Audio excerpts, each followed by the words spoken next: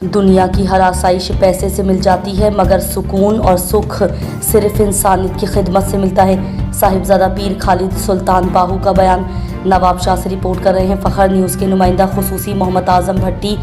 گلستان Bahu welfare trust international ضلع شہید بنظیر آباد کے زیر اہتمام آڈیٹوریم میں 22واں سالانہ عید راشن پیکج پروگرام منعقد کیا گیا، جس میں 160 مستحق و نادار گھرانوں میں راشن تقسیم کیا گیا۔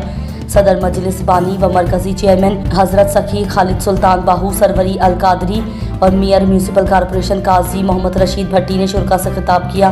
انہوں نے کہا گلستان باہو ویلفیئر ٹرسٹ انٹرنیشنل ضلع شہید بنظیر آباد 21 سالوں سے مسلسل انسانیت کی بھلائی کے لیے کام کر رہی ہے، جو کہ قابل ستائش عمل ہے۔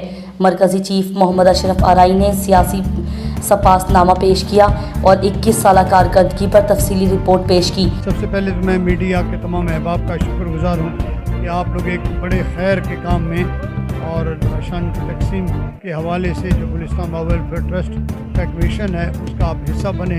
میں آپ سب کو آمد پہ ویلکم کہتا ہوں، خوش آمدید کہتا ہوں اور آپ کا شکر گزار ہوں۔ دوسری بات، میں پوری عوام بے نظیر آباد کے نواب شاہ کے عوام کا شکر گزار ہوں کہ جنہوں نے ہماری اپیل کو قبول کرتے ہوئے انہوں نے محترم جناب آصف علی زرداری صاحب کو ووٹ دیا اور ان کو کامیاب کیا۔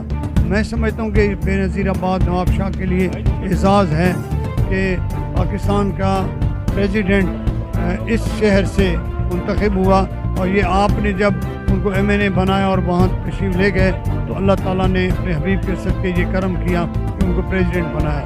تو اصولاً تو حق یہی بنتا ہے کہ ہم فقیر لوگ ہیں، جس سے لگاتے ہیں توڑ نبھاتے ہیں۔